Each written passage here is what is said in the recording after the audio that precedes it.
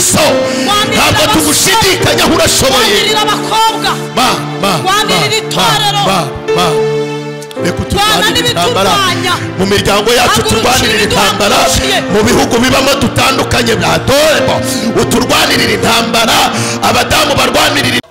Hari abantu batudodeye za mini, Imana itudodera amakanzu. Hari abantu bakudodeye ikabutura, Imana idoda ipantaro. Ndagira ngo babwira ngo abiringiye Uwiteka bameze nk'umusozi wa Siyoni utabashika kugira gute kunyeganyezwa, nk'uko imisozi gose Yerusalemu niko Uwiteka gose abantu be, uhereye ryari, uhereye none ukageza iteka ryose. Dawudi yarindwanye nawe, nitugera mu ijuru nzamubaza icyamutinyuraga, ariko yigeze amenya uburyo Imana arindwanye. Arasenga muri Zaburi ya 35 aravuga ngo shingura icumu mu ntagara, uburane n'abantu bamburanya, urwane n'abantu bangwanya, uhagurukire kuntabara. Aravuga ngo ubwire umutima wanjye ngo nige gakiza kawe. Aravuga ngo kandi undemere ikimenyetso cy'ibyiza kugira ngo abanzi banjye bakitegereze bamware. Imana ikora ibintu bituma bamwara cyangwa ntibikore, Imana ibikore cyangwa ntibikore. Aravuga ngo kandi marayika w'Imana bagenze inzira yabo babana iki ubunyerere.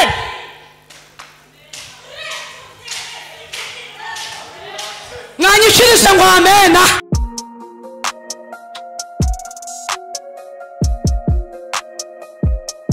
Impanuro TV, ishakiro ry'amakuru yizewe.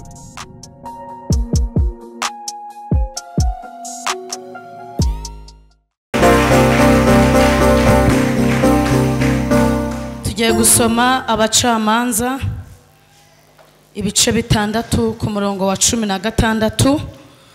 Haravuze ngo page 237, Uwiteka arambwira ati nukuri nzabana nawe kandi uzanesha Abamidiyani nkunesha umuntu umwe. Kansubiremo, Uwiteka aramubwira ati nukuri nzabana nawe kandi uzanesha Abamidiyani nkunesha umuntu umwe. Turambuka hirya ku bice 7 dusome ku murongo w'9, hanyuma twumve icy'Imana ivuganiye natwe mu ijambo. Titire iravuze ngo Imana igira Gideyoni inama yuko bazarwana. Ijoro ry'uwo munsi Uwiteka aramubwira ati haguruka umanuke ujye mu rugerero rwabo kuko mbakugabije, kandi niba utinya kumanuka jyana n'umugaragu wawe Pura muri urwo rugerero. Mwumva ibyo bavuga uhere ko ugira imbaraga, nuko manuka ujye mu rugerero. Mu ngabo za mbere amanukana n'umugaragu we Pura bagera mu ngabo za mbere zari zirinze urugerero. Abamidiyani n'Abamaleki n'Ab'iburasirazuba bari bararaye mu kibaya basa n'irumbo ry'inzige, n'ingamiya zabo zitabarika bingana n'umusenyi wo mu kibaya cy'inyanja. Nuko Gideyoni agezeyo yumva umuntu arotorera mugenzi we atumva ye, narose inzozi mbona irobe rya Seyiri ritembagara mu rugerero rw'Abamidiyani ryikubita ku ihema, iryo hema rihera ko rigwa rigaramye. Mugenzi we aramusubiza ati nta kindi, yo ni inkota ya Gideyoni mwene Yowasi umugabo wo mu Bisiraheli, Imana yamugabije Abamidiyani n'ingabo zabo zose. Nuko Gideyoni yumvise izo nzozi nuko zisobanuwe ashima Imana, asubira mu ngando y'Abisiraheli arababwira ati nimuhaguruke kuko ingabo z'Abamidiyani Uwiteka yazitugabije. Amena. Zaburi ya 33 iravuze ngo Zaburi ya 33 iravuze ngo isi yose yubaha Uwiteka, abari mu isi yose bamutinye, kuko yavuze bikaba kandi yategetse bigakomera. Shimye Imana yo mu ijuru impaye kuboneka imbere y'iteraniro ryera ndetse n'imbere y'abashumba n'abashyitsi twagize muri ano materaniro. Nitwa Ikirezi Esther, hanyuma nsengera mu mutima. Tugiye gusangirira ijambo rifite intego ivuga ngo Imana iba mu ntambara. Ndagira ngo abantu bafunge Bibiliya zabo nkuko nanjye ndi kuyifunga kugira ngo nze kuvuga babashije kunkurikira. Imana iba mu ntambara. Hanyuma ushobora gutekereza ko intambara ari iziri kubera hirya ha muri Kongo cyangwa iziri kubera muri Ukraine, Abarusiya bari kurasayo. Ntabwo izo ntambara ari zo nje kuvuga, cyane ko izo nta mwanya zifite hano mu itorero ry'Imana. Nje kuvuga ku ntambara wowe uhura nazo mu buzima bwa buri munsi nk'umukristo ujya mu ijuru. Nje kuvuga ku ntambara zawe, ariko nje kukwereka ko uburemere bw'izo ntambara butaruta imbaraga Imana ifite. Uko zaba zimeze kose, uko zaba zingana, igihe waba uzimazemo izo ntambara, Imana izirusha amaboko. Wakwibaza ngo izo ntambara ni izihe? Buriya kugira umuturanyi mubi ni intambara kandi mbi, kubera ko umunyarwanda yaravuze ngo umuturanyi ni inshuti y'agahato. Rero iyo ufite umuturanyi mubi aba ari intambara ikomeye, kuko iyo umwana wawe agiyeyo agaruka bamuvunnye ukuguru, iyo ni intambara itanoroshye cyane. Yuko umuturanyi niyo inkoko yawe igiyeyo itavuga, itari umwana, ntabwo uwo munsi igaruka ku muturanyi mubi barayirya. Hanyuma iyo ni intambara yo guturana n'umuturanyi mubi. Intambara ya kabiri ni intambara yo kugira imiryango. Hano mu materaniro hari abantu bafite imiryango ariko itagize ikibamariye, bibabereye intambara, kubera yuko nubwo afite imiryango, ntabwo imiryango igira ikintu imufasha. Abayeho nk'umuntu utagira imiryango kandi afite imiryango. Ibyo nabyo ni intambara. Nasanze no kuba imfubyi umuntu akaba hadafite umuryango nabyo bijya biba intambara. Nasanze kandi no kugira, ntabwo bakunze kuvuga umugabo ko ari we utabyara, bavuga umugore ko ari we utabyara. Niyo waba wambara baze za 800 na miliyoni ariko uri mu ntambara yo kubura urubyaro, ntabwo abantu babona agaciro k'imyambaro wambaye, babona intambara yo kubura urubyaro uhagazemo. Hanyuma hari n'indi ntambara abantu bagira, ugasanga umuntu ni mwiza ariko byamuzaniye intambara. Ugasanga umuntu afite amafaranga ariko kuba yafite nabyo byamukururiye intambara. Hari indi ntambara nabonye muri ino minsi, abantu ntabwo bari kunyurwa n'uko Imana yabaremye. Ugasanga umuntu wari umuzi ari igikara, mwongeye guhura yarabaye nk'umumetisi cyangwa umuhinde, kubera yuko yagize intambara yo kuba igikara, arayirwanirira mpaka abaye inzobe, yisize araca aba inzobe. Izo ni intambara. Hari intambara yo kurara ubusa abandi barimo bamena ibiryo muri puberi, iyo ni intambara. Hari intambara yo kubura igishoro, ukajya wumva ngo mu kagari batanze amafaranga ngo yo kuzamura abagore n'abandi batishoboye, ariko ntumenye igihe bayatangiye kuko ntabwo mu mudugudu tukuzi. Iyo nayo ni intambara. Izo ntambara rero nubwo ari nyinshi ntazivuga ngo nzirangize, hari izindi ntambara Bibiliya yanditse Imana yarwanye, imaze kuzirwana irazitsinda. Mugenzi wanjye wambanzirije yazivuzeho. Ni intambara Imana yarwaniye Abisiraheli ibakura muri Egiputa irimo kubajyana i Kanani.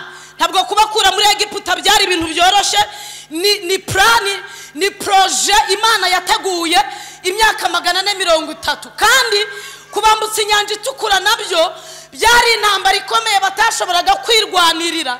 Ariko kubera ko ari Imana iba mu ntambara hagati, iraza irahagarara, ica inzira mu nyanja, yubakamo umuhanda, nta muyede, nta n'umufundi, nta n'umwenjenyeri bagize uruhare rwo kubaka uwo muhanda. Imbeba za Sumbirigi, inkwavu, imbata za dendo, ihene, intama, inka n'ingamiya, abasaza n'abakecuru, abigenza n'amaguru bambukisha inyanja itukura. Amaguru yabo nibyo batunze, kubera ko Imana yari yarwanye ku nyanja itukura.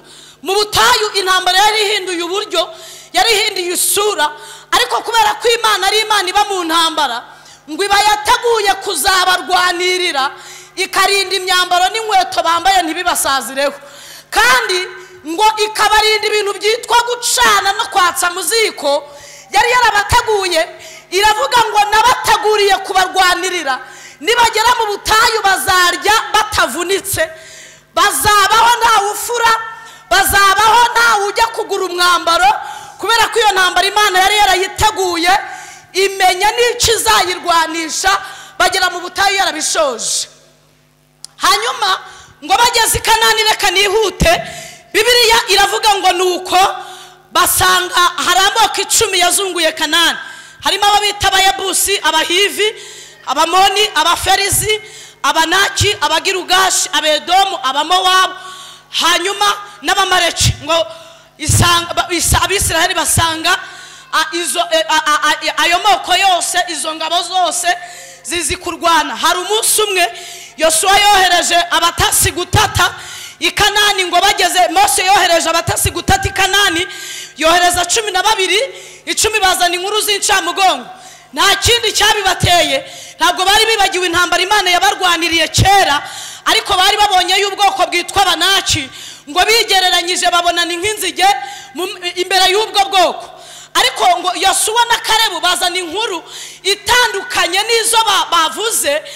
Baravuga ngo nubwo aba bantu ari barebare, bishoboka ko bazi no kurwana, ni abahanga mu kuvuga, ni abahanga mu by'intambara, ariko iyo twizeye nitwemerera kugera muri icyo gihugu, haleluya, tuzabarya nk'uko umuntu arya kawunga, tuzabarya nk'uko umuntu arya umutsima.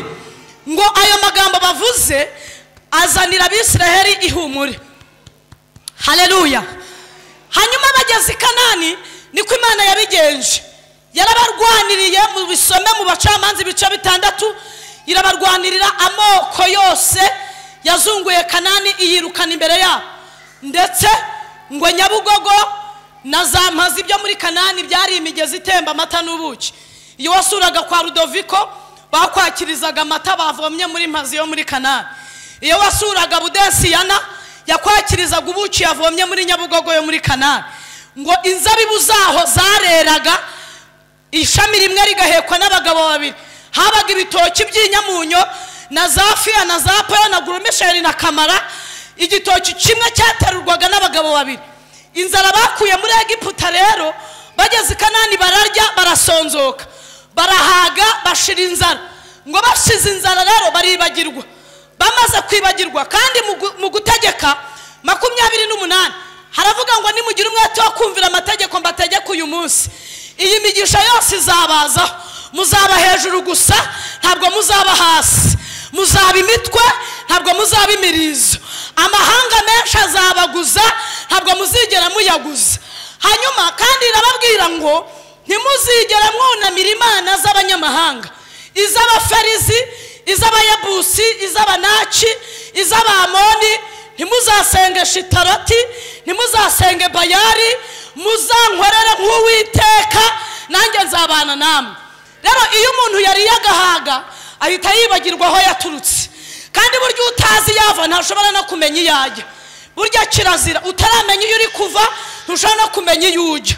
Ariko iyo umuntu azi ubwenge, iyo amenya aho yavuye, abasha no gusobanukirwa iyajya, akamenya ko iyajya ahabiciwe ibikomeye biruta ibyaho yavuye. Bibiliya iravuga ngo Imana yica Mose arapfa. Amaze gupfa ihagurutsa Yosuwa. Yosuwa araza bindwanya mu Isiraheli, arwanirira Abisiraheli. Yigeze arwana, ngo ageze ku isaha ya 9 Yosuwa ahagarika izuba, aravuga ngo wazuba we, ndaguhagaritse kugira ngo mbanze mporahoza abanzi ba Isiraheli. Niyo mpamvu kwezi kwa kabiri kugira iminsi 28, ngo amaze guhagarika izuba yica abanzi b'Abisiraheli, arabanogonora. Yosuwa yarindwanya, yari umusirikare ukomeye mu bintu by'intambara. Ariko hari urundi rugamba bagezemo, ngo Imana ibona Yosuwa ntari burutsinde, iramudepana. Muvuge ngo amena. Iramudepana, imwoherereza umugaba w'ingabo, ngo araza ahingukira kuri tere. Ndagira ngo nkubwira ngo intambara uri kurwana nazo, mu ijuru hari umugaba w'ingabo ushinzwe kuza kuri tere akaza kurwana. Haleluya. ngo Yosuwa amwitegereje abona imyambaro yambaye ntabwo ayizi mu ngabo ayoboye, abona nta nubwo iyo ngabo ayizi. Ngo aramubaza ngo uri uwo mu babisha bacu cyangwa uri uwo mu bacu? Ngo aramubwira ngo jyewe ndi umugaba w'ingabo z'Uwiteka, nje nonaha. Haleluya! Njyewe nje nonaha ndatabaye. Mwanyikirije ngo amen. Njyewe nje nonaha kugira ngo ntabare. Reka mbabwire turimo dusenga, hari umugaba w'ingabo z'Uwiteka uje muri aka kanya, kuko Yesaya yavuze ngo biremwe nonaha. Ntabwo ari ibintu bya kera, ntabwo babihanuriye Kanyarira, ntibabihanuriye Kinzanye, ntabwo babihanuriye Ishiro, ntabwo babihanuriye ku marembo y'ijuru, ntibabihanuriye ku mugongo w'ingona. Ni ibintu Imana iremye nonaha. Mwanyikirije ngo amen.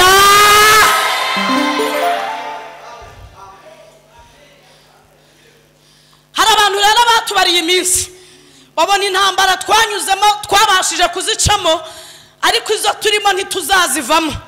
Ndagira ngo batangarize itangazo riteye gutya: abantu bakubwiye ko bicitse, babwire ko mu ijuru hari Imana izabidoda.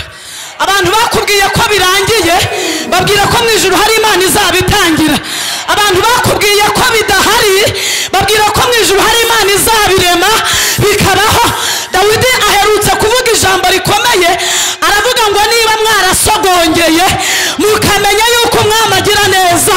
Pawulo ahita avuga ngo nimumwegere, niwe buye rizima ryenzwe n'abantu, ariko ku Mana riratoranywa rihinduka ibuye rikomeza imfuruka. Aravuga ngo imigunzu y'intare ibasha gukena no gusonza, ariko abantu bategereje Uwiteka nta cyiza bazagira gute? Bazacena.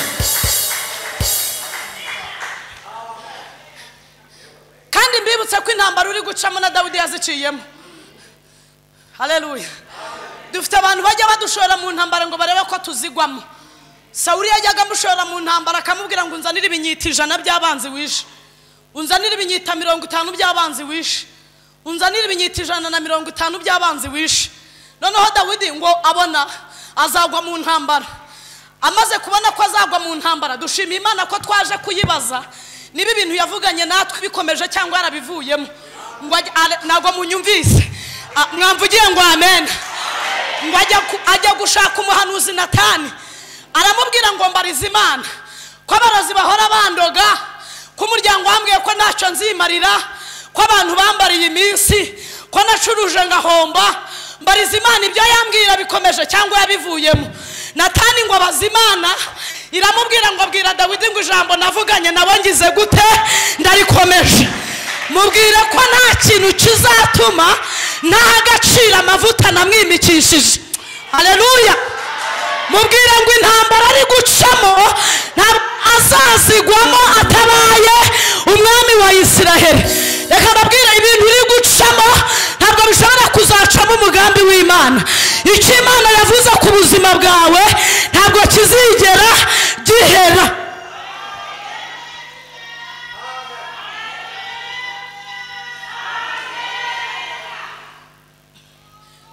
Ngo arayibwira ati noneho yimbarize, ninjye uzayubakira ubuturo bwera cyangwa? Natani ngo arayimubaza, ngo iramubwira ngo bwira Dawidi ngo kubera ko wangiriyeho umugisha. Abantu bagira umugisha ku Mana bavuga ngo amen. Kubera ko wangiriyeho umugisha, ntabwo ingoma y'ubwami nzayikura mu nzu yawe Dawidi. Numara gusaza nzafata ingoma y'ubwami nyimurire ku mwana wawe. Umwana wawe niwe uzagusimbura ku ngoma, kandi uwo mwana wawe niwe uzanyubakira ubuturo bwera. Dawidi ngo ahita atahana amakuru atariho ivumbi. Ubu rero hari abantu bajya badushora mu ntambara ntibamenye ko Imana hari ikintu yatugambiriyeho kera. Imana iherutse kubaza Yeremiya ngo uruzi iki? Arayibwira ngo nduzi inkoni y'umurinzi. Iramubaza ngo witegereje? Arayibwira ngo nitegereje. Iramubwira ngo uko niko ndindi ijambo ryanjye nkarisohoza. Reka mbabwire ijambo Imana yavuze iririndishije ubuhiri, iririndishije imbaraga zayo zikomeye, iririndishije kinubi. Imbaraga ijambo Imana yavuze ntabwo abanyamagambo bazarirogoya, ntabwo abarozi bakuroga bazarirogoya, ntabwo abagutaye bazarirogoya, ntabwo abakwanga bazarirogoya, kuko ijambo ryambwiye ngo urufatiro rw'Imana ruracyaho, ngo Uwiteka azi abantu be. Hari abantu Imana izi muri aya materaniro ngo bavuge ngo amen. Imana, Abisiraheli bageze i Yeriko, kubera ukuntu Imana ubundi mu bami ni umwami w'abantu, mu mabuye n'ibuye rizima ryanzwe n'abantu, mu masoko ni isoko y'ubugingo. Hanyuma mu babyeyi twese turi hano duhita tuba bazeru, kuko Yesaya yavuze ngo yemwe abarokotse ibyago bya Egiputa, abona ateruye mukivuka nkabaheka ku mugongo, aravuga ngo imvi zanyu zizarinda ziburuyenzi nkigize gute nkibahetse. Muranyumvise? Hari abantu yetse ngo bavuge ngo amena. Hanyuma Dawidi ahita afata ijambo aravuga ngo siko bizaba ku bantu bamutegereje, ngo muri bo nta muntu uzagira gute uzakorwa n'isoni, ngo keretse abantu bava mu masezerano nta mpamvu, ngo abo bantu nibo bazagira gute bazakorwa n'isoni. Yeremiya ahita yungamo aravuga ngo hahirwa uwizera Uwiteka, Uwiteka akamubera iki ibyiringiro. Aravuga ngo hahirwa ngo umuntu azahwana n'igiti cyatewe hafi y'umugezi, cyera imbuto zacyo igihe cyacyo ibi byacyo ntibyuma. Aravuga ngo umuntu icyo azakora cyose kizamubera cyiza.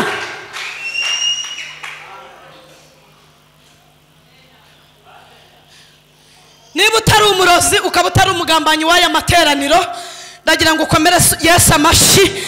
Numara kumukomera amashyi nkubwire intambara yarwanye. Ntabwo ari wowe waje kwigiraho kurwana, Yesu ntabwo ari wowe waje kwigiraho kurwana. Ejo bundi ngo amaze kugera ikuzimu yarwanye intambara eshatu. Ya mbere yambuye Satani imfunguzo, iya kabiri yambura urupfu ubutware bwarwo, iya gatatu akingura ibituro by'abera. Hanyuma ndagira ngo mbabwire ko umwami twizeye ni umuhanga mu kurwana.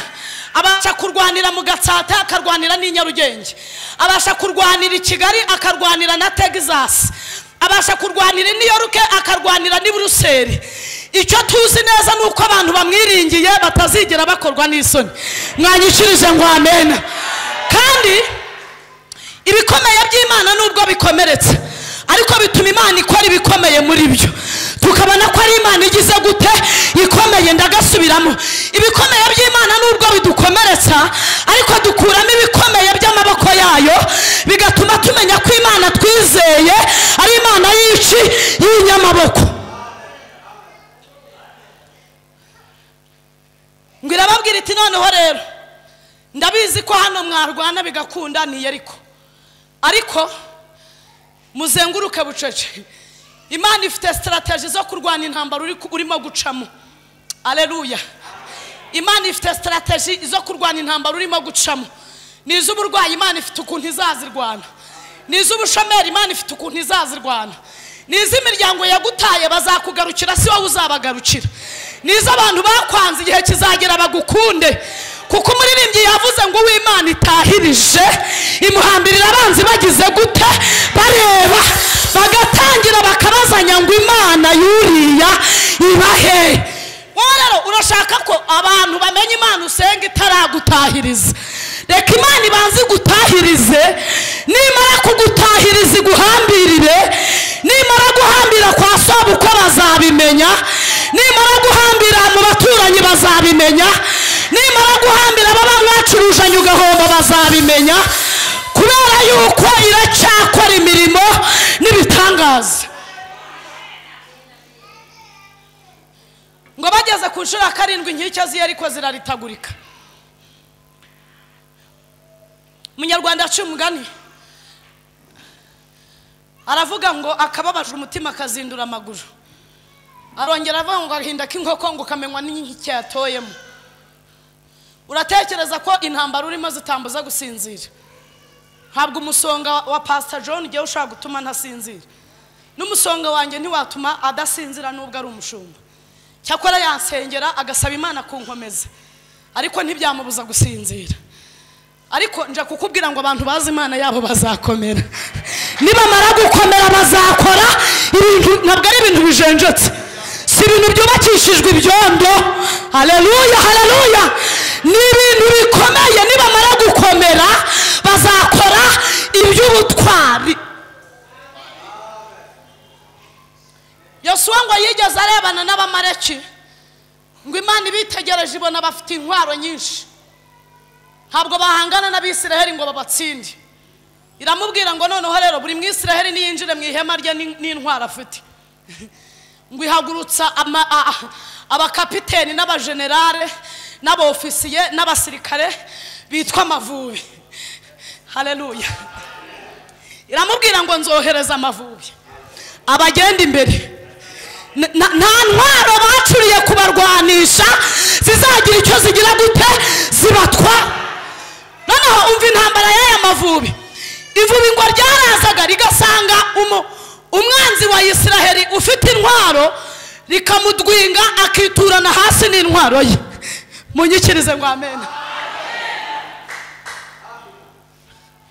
Mutekereza ko Imana iherutse kurwanirira umugore witwa Penina. Hari ibihamya by'ibigwi bituma tutavaho Imana iri, kuko ni Imana y'ibigwi. Ni Imana ikora ntiyagire umuntu yikoma mu nkokora. Ni Imana ihaguruka ntihagire umuntu ubasha kuyicaza. Ni Imana ivuga ntihagire umuntu ubasha kuyivuguruza. Ni Imana itabara igatabarukana intsinzi. Mutekereza ko itabaye kwa Rudoviko kwa Specioza ntibamenye ibyabaye. Kubera iki Imana ibikora gutyo? Ni Imana iza nk'Imana. Haleluya. Ni Imana ikora nk'Imana. Amaboko y'Imana ntagaragara ariko akora ibintu bigize gute bigaragara.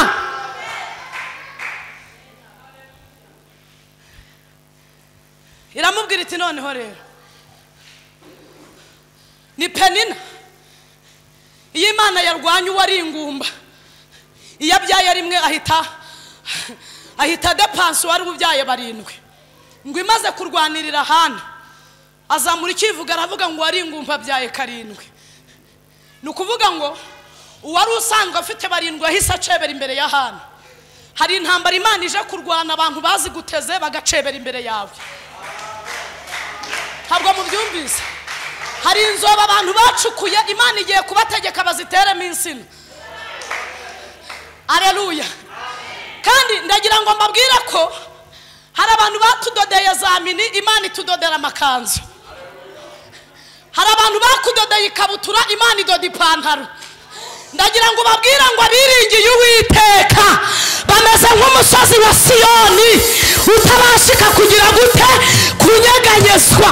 Kuko imisozi gose Yerusalemu niko Uwiteka gose abantu be uhereye ryari, uhereye none ukageza iteka ryose. Dawidi yarindwanye nawe, nitugera mu ijuru nzamubaza icyamutinyuraga, ariko yigeze amenya uburyo Imana arindwanye. Arasenga muri Zaburi ya 35 aravuga ngo shingura icumu mu ntagara, uburane n'abantu bamburanya, urwane n'abantu bandwanya, uhagurukire kuntabara. Aravuga ngo ubwire umutima wanjye ngo nigega kiza kawe. Aravuga ngo kandi undemere ikimenyetso cy'ibyiza kugira ngo abanzi banjye bakitegereze bamware. Imana ikora ibintu bituma bamwara cyangwa ntibikore. Imana ibikora cyangwa ntibikore. Aravuga ngo kandi marayika w'Imana bagenze inzira yabo babana iki ubunyerere.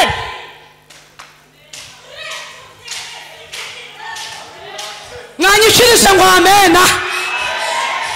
Yarayirwaniriye umugabo witwa Yakobo, iramubwira ngo ndabizi kuri umuriganya, ndabizi neza ko usubiye iwanyu bakwica, ariko Yakobo wowe mugaragu wanjye, wowe ntigeze nca, wowe nakuye Egiputa, Etiyopiya n'isaba nkatanga ku bwawe. Iramubwira ngo ntutinye ndi kumwe nawe, ntukihebe ndi Imana yawe. Hari abantu Imana ibereye Imana ngo banyikirize ngo amena. Iramubwira ngo nzajya ngukomeza. Umva ibintu yavuze. Yamubwiye ngo nubwo abantu batagukomeza, njye nzajya ngukomeza, nzajya ngutabara, nzajya nkuramiza ukuboko kwanjye kw'iburyo. Noneho Yakobo agira ngo Imana irarangije, iramubwira ngo abantu bakurakariye bazakorwa n'isoni bamware, abagutonganya bazaba ubusa, abakurwanya uzabashaka ubabure, abakugirira ishyari n'abakwanga rwihishwa bazahinduka ubusa bamere nk'ibitariho, kuko jyewe Uwiteka nzagufata ukuboko nkakubwira ngo witinya, ngize gute, ndagutabaye. Imana iracyarwana cyangwa ntikirwana? Ongera uyitere bakwikirize.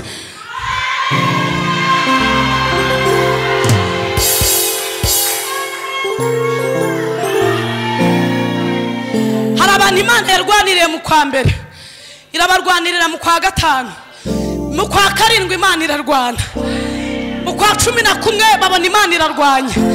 Ndagira ngo mbabwire ngo yahabaye cyagihe na n'uyu munsi iracyahari.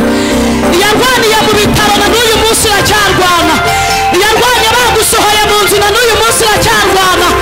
Yarwanye imiryango yagutaye na n'uyu munsi iracyarwana. Yarwanye muri covid na n'uyu munsi iracyarwana. Yarwanye abaturanyi bakwaze na n'uyu munsi iracyarwana.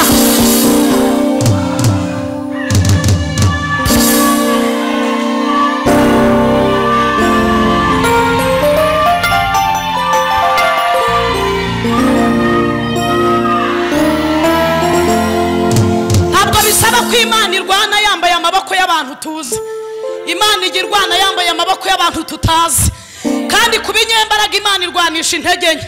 Bibiliya yavuze ko yarwanirira Abisiraheli ikoresheje amavubi, ku nyanja itukura yakoresheje umuyaga ikura ikasi n'ikusi.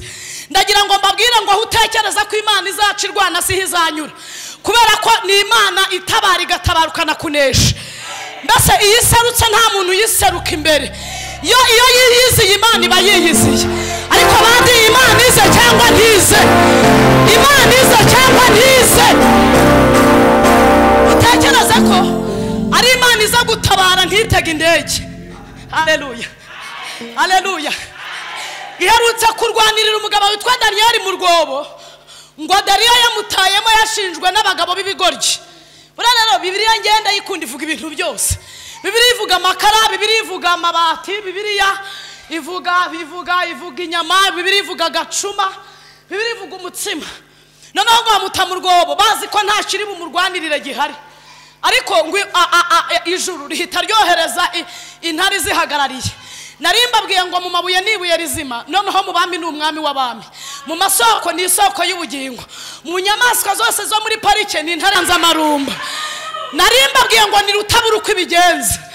Haleluya. Ni Imana idashirirwa, ntabwo igishirirwa, ntabwo igibura uko igira. Abantu babura uko bagira, ariko Imana ntibura uko igira. Ngo ihita ibana mu rwobo. Ntabwo Daniyeli akeneye ubutabazi bw'inzovu, nubwo nazo zihari. Ngo iravuga ngo nimwohereze intare yo mu muryango wa Yuda. Ngo iramanuka ihingukira mu rwobo rw'intare, ihingukana na Daniyeli. Ngo intare zimubonye zibona ni umushyitsi w'imena ubasuye ubagendereye, ngo ziramusasira ziramworonsa. Daniyeli ngo arasusurukirwa. Mu gitondo Dariyo ngo arungurutse mu rwobo, ngo asanga Daniyeli akanuye n'amaso ye, ariko amina, ngo asanga arareba. Dawidi yavuze muri Zaburi ya 50 aravuga ngo Imana yacu niza ntizaceceka. Reka mbabwire ibintu bizatera Imana kudaceceka, nuko ari ibintu byakugezeho bikagufataho ijambo. Imana nihaguruka ntabwo izagira gute, ntabwo izaceceka.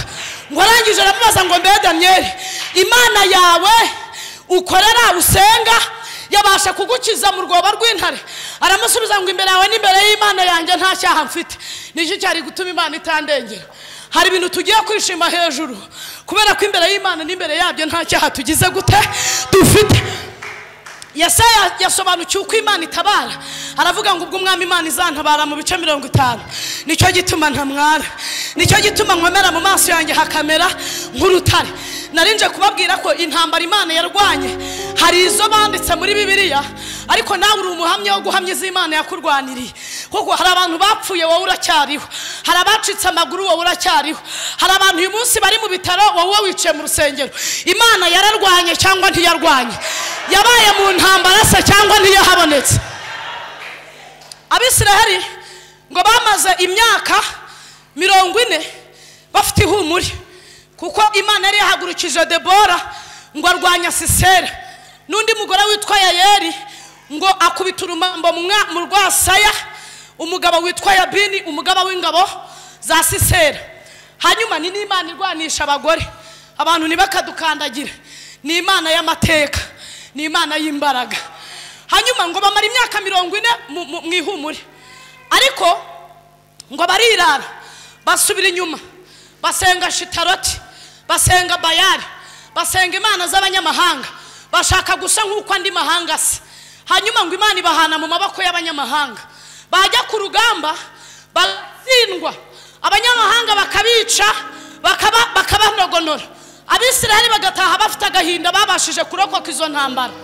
Bukeye mu bice 6 by'abacamanza Imana ngo ibatumaho umuhanuzi Bibiliya itigeze ivuga izina, irababwira ngo nimuce bugufi mukareka imana z'abanyamahanga mukampindukirira nzabakiza igisuzuguriro cy'Abamidiyani. Abamidiyani rero babakoreraga gashi, ngo barahingaga ingano, ngo zamara kwera ngo bakaza bakazitwika, izisigaye bakazisiribanga. Ngo mu Isiraheli haba inzara y'imyaka 7, amabere y'abagore asubira inyuma n'abakobwa asubira mu gituza, abana baragwingira, abantu bagira imirire mibi kubera inzara. Ariko Imana ibagirira ibambe, dushima Imana ko ari Imana y'ibambe. Imaze kubagirira ibambe ngo ibatumaho umuhanuzi, irababwira ngo nimugende nimuhindukira mukava ku mana z'abanyamahanga nzabagabiza Abamidiyani mu batsinde. Bibiliya ivuga neza ko bahise bahindukira ngo bambara ibigunira barasenga biyiriza ubusa.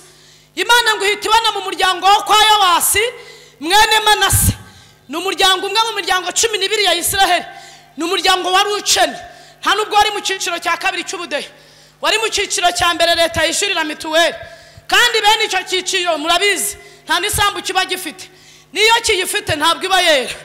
Hanyuma ngo ibona muri iyo nzu y'umuryango uciriritse niho hazava amaboko.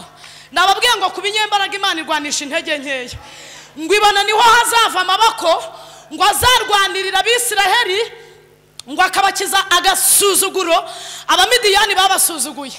Ndafashijwe kandi ngo Imana ituma marayika agenderera Yerubali ari wa Gideyoni, ngo asanga Yerubali arimo arisekurira ingano, ngo yahumbahumbye kuzo Abamidiyani basigaje basiribanga. Umuririmbyi wa 207 ahise avuga ngo waba atinyutse ibyago byose nazakurikire umwami Yesu. Aravuze ngo nta cyamurekesha iyo migambi ye, ahisemo yo guca mu nzira igana hehe mw'ijuru. Aravuze ngo ntabwo azacogozwa n'incamugongo. Mwanyikirije ngo amina. Abazimubwira niba bazagwa, abanzi be bose ntibamugarura mu nzira ahisemo igana hehe ijya mu ijuru. Ariko ndashimira Imana ko nkiri umukristo pe. Reka mbabwire, nakijijwe mfite imyaka 10, ntabwo ndi uwejo. Iyo ntekereje intambara nahuye nazo kuva nkizwa baranciye baranyirukana, kuko gukizwa byari ikibazo, byari ikizira mu muryango. Wabaguteje amacakubiri amadini mu rugo, bagushinzaga ibyaha biruta ibyo ku bwa Hitirere. Ariko dushimiye Imana yagendanye natwe ntidusige. Dushimiye Imana twararanye, dushimiye Imana iz'amajoro twararanye, Imana iz'amararo twararanye. Aleluya. Imana izi ngendo twagendanye niyo mpamvu idashobora kuturekura. Abantu bazi ko Imana ibafasha bavuge ngo amen. Hanyuma ngo ageze kuri Gideyoni rero ndashimira Imana kandi yije. Imana ivugiye muri aya materaniro buri muntu wese yamenya ko ari wibwiye. Ni Imana ititiranya inkoko n'inkoko, ntabwo yitiranya ikirere n'ikirere, ntabwo yitiranya Chantal na Shaniya, ntabwo yitiranya Janvier na Janvier. Abantu bazi ko ititiranya amazina bavuga ngo amen. Ngo asanga arimo yisekurira ingano. Urumva nta n'ubushobozi bwo gushesha bari bafite ku cyuma, nta na blender bagiraga ngo nibura ari buzisike muri blender, bari abakene bo mu cyiciro cya mbere. Aleluya. Ngo amugezeho ngo aramubwira ngo amahoro wa munyembaraga we, ndashaka kukubwira ko Imana ikuzaniye ikintu umuntu wese atigeze akuzanira. ntabwo mubyumvise. Imana ikuzaniye ikintu umuntu wese atigeze akuzanira. Ntiyakigushopingira Dubai, ntiyakigushopingira mu Bushinwa, ni ikintu cy'umwihariko. Kandi ubwo ari ikizanye abadayimoni ntibazagitsinda, kuko Yobu yavuze ngo nzi ko ushobora byose, nta kintu kibasha kurogoya imigambi yawe. Abantu bazi ko nta cyarogoye imigambi y'Imana bavuga ngo amen. Gideyoni ngo arakomeza arisekurira, ngo marayika aramubwira ngo amahoro wa munyembaraga. Gideyoni atari ko ye ndi umunyembaraga, ngewe iwacu ndi Bucura, nkomoka kwa Yowasi mwene Manase, umuryango uciriritse, igisuzuguriro basuzuguye Isiraheli. Mbese amaboko yawe niyo yiteguye kurwanisha abo Midiyani, Isiraheli ikabona intsinzi. Gideyoni aravuga atari ko ye, ubwo se Imana iyobeye ko iwacu dukennye turya ari uko twakoze nyakabyizi. Ngo marayika aramubwira ngo genda uko imbaraga zawe zigize gute zingana. Haleluya. Ariko genda uko imbaraga zawe zigize gute zingana. Reka mbabwire, hari intambara nabonye ziremera kuruta izo navuze. Za zindi navuze, intambara ya mbere ni intambara y'umurimo.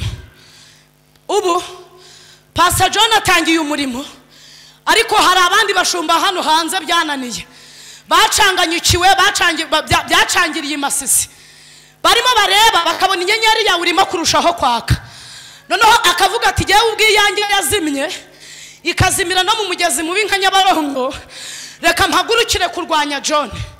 Ndashaka kukubwira yuko Pawulo yavuze mu gitondo ngo yatangije umurimo muri twebwe, ni nayo izagira gute izawusohoza. Hari undi muntu ufite intambara zo muri korari, afite intambara zo muri church.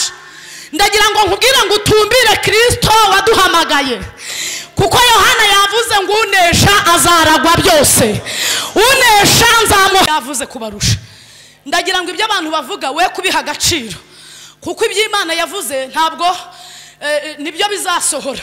Ntabwo ibyo abantu bavuga byavuguruza iby'Imana yavuze, cyane ko abantu bavuga amagambo Imana ikavuga ijambo. Ibyo abantu bavuga ntibizaba, ariko iby'Imana ivuga bizagira gute bizasohora. Kandi abantu bagusuzugurira mu kikwicariye ariko ntibazi icyo wicaranye. Ndagira ngo mbabwire ko icyo wicaranye nicyo gifite agaciro kuruta ikigize gute ikikwicariye. Urumva abantu baravuze ngo uzapfa, Imana iravuga ngo uzabaho. Abantu baravuze ngo birarangiye, Imana iravuga ngo nje kubitangira. Abantu baravuze ngo ntacyo uzimarira, Imana iravuga ngo nzakugira umutwe. Abantu baravuze ngo uzapfeje, Imana iravuga ngo nguhaye uburame. Murumva igifite agaciro n'icyo abantu bavuze cyangwa n'icyo Imana yavuze. Abantu bavuganye n'Imana bavuga ngo amen. Pawulo aherutse kuvuga ngo dufite ijambo ryahanuwe. Muziko ntago rigurwa Dubai, nta muntu ushaka kurishopinga muri Amerika. Ni ijambo rirushije hayandi yose kugira gute gukomera. Iri jambo ryahanuwe ntabwo abarozi bakuroga bariremera urukuta, ntibariremera bariyeri. Iri jambo ryahanuwe yewe datawe karanda ziwanyu ntabwo zarogo yicira ijambo ryahanuwe, kuko ngo ni ijambo. Iri jambo ryahanuwe riruta amajambo abanyagosenge bavuze, riruta amajambo abanyoko wanyu bavuze, riruta amajambo ababyara bawe bavuze, riruta amajambo abaturanyi bavuze. Iri jambo rirusha yandi yose gukomera. Noneho rero ngo Imana ibitegereje, ngo ibona bakabije kuba benshi, ibwira Gideyoni iti uri Imana izimate, wambanjirije mu mutunga ibiganza muvuge ngo Imana imuhe umugisha, kuko Imana izimate. Mutekereza yuko kandi yihariye izina mwisi, nta rindi zina rikomeye nk'iry'Uwiteka. Murabizi neza, muririmbyi yavuze ngo ingoma zo mwisi zirahita zigashira, aravuga ngo abantu banga Imana ntibayisenge bazapfa, ngo ntabwo bazibukwa. Noneho Yesaya arabishimangira, aravuga ngo ni Imana yicara mu ijuru ikarambiriza mu isi. Biravuze ngo ijuru ni intebe y'Imana, isi ni intebe y'ibirenge byayo. Hanyuma rero ingoma zo mwisi zirahita zigashira, ariko ingoma y'Imana izahoraho iteka. Kuko Yohana we yavuze ngo ni Alufa ngo ikaba na Omega. Biravuze ngo ni itangiriro ngo ikaba ni iherezo. uwacu yasomye muri Yesaya aravuga ngo ivuga mu itangiriro ngo ikageza no mu iherezo. Ndashaka kubabwira yuko Imana yavuze kera, abantu bataravuga Imana yari yaravuze, ariko abantu babibitse bavuze ngo amen. Noneho Imana ngo yitegereje Gideyoni rero ngo n'ingabo inzovu 3 n'ibihumbi 2 ngo ibona nibajya ku rugamba bagatsinda bazirata amaboko yabo. Ubu hari abantu baje mu buzima bwawe bagenda batagusezeye, uzi impamvu mutatindanye. Imana yagira ngo hatazagira ibindi bintu bakora birenze ibyo bakoze, bakazirata amaboko yabo, hanyuma bakambura Imana icyubahiro igomba. Kandi Yesaya yavuze ngo icyubahiro cyayo ntizagihundi, niko yavuze ejo bundi ngo n'ishimwe ryayo ntizariho ibishushanyo bibajwe. Urero wabuze igishoro kandi hari abantu baguha igishoro, ndagira ngo nkwibiri banga rituma batakiguha. Imana iragira ngo niseruka ku buzima bwawe abantu bazamenye ko ari Imana mwagendanye, bazamenye ko ari Imana mwavuganye, bazamenye ko wamenyanye n'Imana ubundi mukaba munaziranye. Haleluya. Ngiramubwira iti rero baza bafite ubwoba n'abari bari mu kwabuci, kuko ntabwo genge ntabarisha ingabo nyinshi. Ngo abajije abafite ubwoba n'abari mu kwabuci, inzovu 3 zose zirataha, hasigarana ibihumbi 2. Inzovu 3 n'ibihumbi 32 byo mu mibari wacu. Ngo asigaranye ibihumbi 2 Imana ibakubise imboni ngo ibona nabo bakabije kuba benshi. Iramubwira iti noneho banjyanire ku kagezi mbakugeragereze. Murabyumvise? Bantwarire ku kagezi mbakugeragereze. Urumva birirwa bavuga ngo rongora tuzagushyigikira, banjyanire ku kagezi. Birirwa bavuga ngo urumva ngo za kwiseta tuzakwereka uko bacuruza, banjyanire ku kagezi. Banjyanire ku kagezi mbakugeragereze. Ubu rero hari intambara twaciyemo, Imana itujyanira abantu twari dufite ku kagezi. Reka mbabwire ntimukange intambara, ntimukange n'ibigeragezo, kuko ibigeragezo bituma tumenya imbaraga Imana twakurikiye ifite. Ibigeragezo biradusuzuma tukamenya imbaraga dufite n'agaciro dufite mu maso ye yaduhamagaye. Ibigeragezo bituma kandi dusobanukirwa inshuti turi kumwe nazo, indyarya zikatuvaho. Ni iki gituma mwanga intambara? Kandi intambara zituma tubona amaboko y'Imana uburyo ari magari kuri twebwe. Umuririmbyi yavuze ngo murwanyi we cyo mbwira nawe, ansubiza yitonza ati guma mu ntambara. Ni iki gitumye uva mu ntambara? Wagumye mu ntambara ko urugamba ruzashira. Haleluya. Iramubwira iti bajyane ku kagezi, abanywa amazi biteguye kurwana, badahisha amaki kandi intwaro zabo ziri update, ubashira iburyo.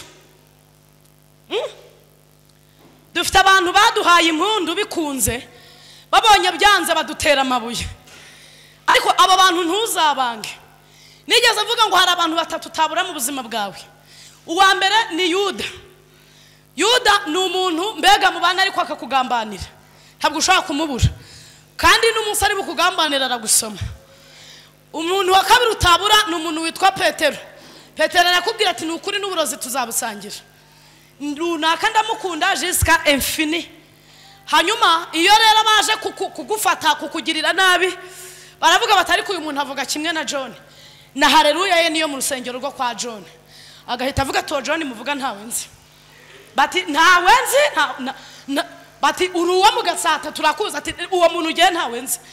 Undi muntu wa gatatu ni umuntu witwa Simoni w'umunyakorene. Simoni rero araza agasanga uri ku giti, uri gukubitwa, uri kugwana umusaraba. Ntabwo ashaka kukubaza ngo intambara yawe itangiriye he, amaherezo yayo ni iyi. Ahita afata umusaraba wawe akawushira ku bitugu akawukwikorerera. Icyo gihe iyo agutwaje umusaraba amenya ko ukeneye umuceri akawukugurira. Iyo agutwaje umusaraba amenya ko ukeneye ibyuma akagusapotinga umurimo w'Imana ugatera imbere. Simoni iyo yaje amenya yuko ukeneye sare yo gukoreramo umurimo w'Imana akishyura umwaka wose. Simoni yaje amenya ko ukeneye kuba mu nzu nziza akayishyura cyangwa akayigura. Simoni yaje amenya ko ukeneye igitenge akakikugurira. Simoni yaje gutwaza umusaraba akakugeza inyabihanga. Hari undi muntu rero wa kane shaka gusorezaho, washinguye Yesu, wagiye gusaba Yesu ngo amushingure. Mbega yaraza himva ya Yesu iri, ni umuntu ubuze ibintu byawe akabihamba, bakavuga bati runaka n'umujura, niba ari umujura aramaze ndamukunda. Runaka nta gahunda agira, niba nta gahunda agira nta kazi ke ngenda mukunda. Runaka ni umukene ntiwamusaba n'ibihumbi 5 ngo abigutize, niba ntabyo afite ngewe ndamukunda ntacyo bintwaye. aba bantu bane ntushobora kubabura mu buzima kuko na Yesu yarabagize mu ntambara yaciyemo mu myaka 30 yamaze ku isi.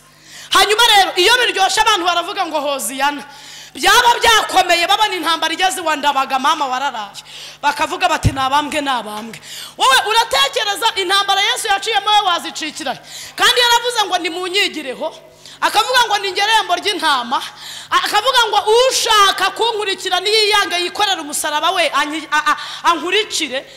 Uragira ngo asa bigenda bite? Yaravuze ngo nige muzabibu kuri namwe mukaba amashami, none se amashami nta nyunyuza umuzabibu. Muranyumvise? Muvuga ngo amen.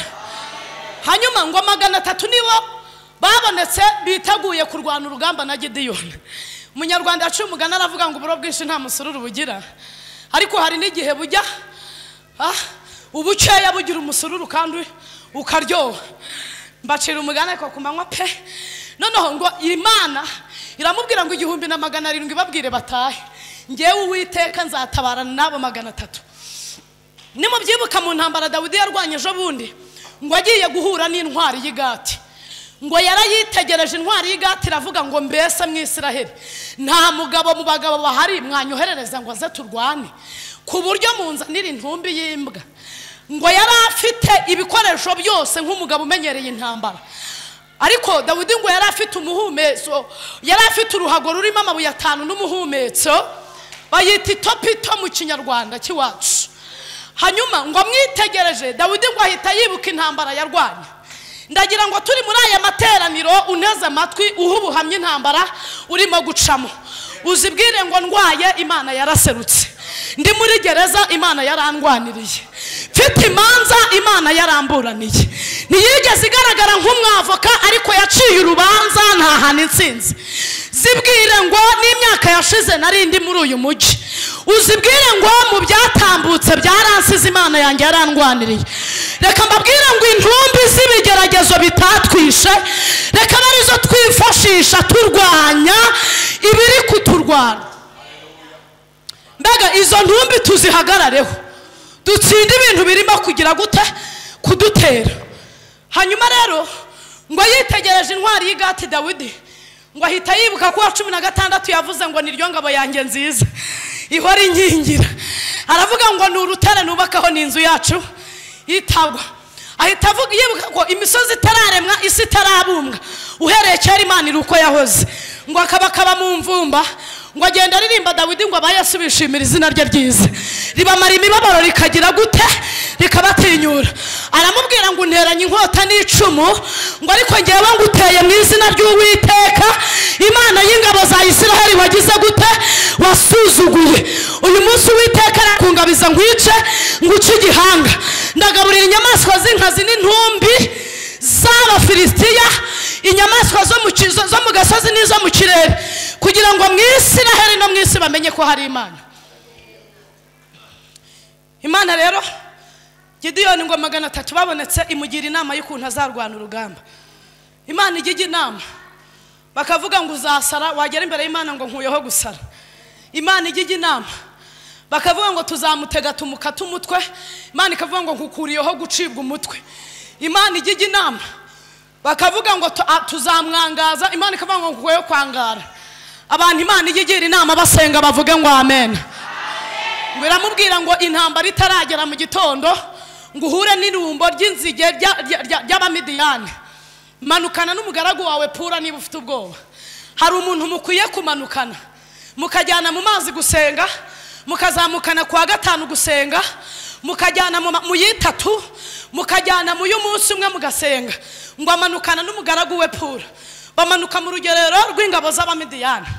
Noneho ngo bageze ku ihema rimwe ngo bumva abantu batangiye kongorerana. Gideyoni ngo ahita acecekesha Pura, ngo aramubwira ati cicika ikintu numvise kivuga.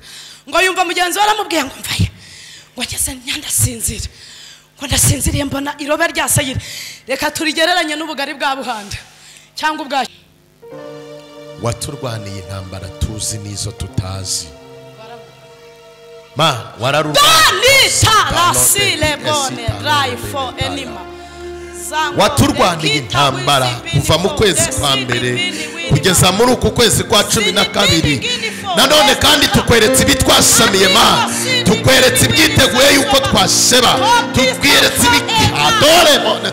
byiteguye yuko twava mu buntu bwawe mana wigeze urwana intambara abisirayeli barabibona yuko ari wowe urwana wigeze uvuga ntabwo ukoresha ingabo nyinshi igifite agaciro ni ukutabara zaviwe ietitalore boneta mu izina rya Yesu Kristo ntabwo tugushidikanyaho urashoboye reka turwanirire intambara mu miryango yacu turwanirire intambara mu bihugu bibamo dutandukanye bya dorebo uturwanirire intambara abadamu barwanirire intambara abagabo barwanirire intambara bakobwa barwanirire intambara basore barwanirire intambara bana batoya barwanirire intambara turaguhamagara kugira ngo turwanirire intambara y'umwaka utararangira turwanirire intambara myaka yose turwanirire intambara ma turakwemerera kugira ngo turwanirire intambara kuko intambara yawe niyo kunesha intambara yawe niyo kunesha intambara yawe niyo kunesha soteti ekirebo tawi etitalorebo zani intambara z'amadeni bekosi twahuriye nazo mu murimo bana data wa twese buri intambara iyo ariyo yose turi kurwana nayo turagushimiye yuko uri mu ruhande rwacu turagushimiye yuko tumenyesheje yuko turwanirira turagushimiye yuko tumenyesheje yuko uri mu ruhande rwacu uri Imana yo kudukiza indwara Imana yo kutumurikishiriza mu maso hawe turakweretse mu rugamba turiho rwose ma mu buryo butandukanye uyu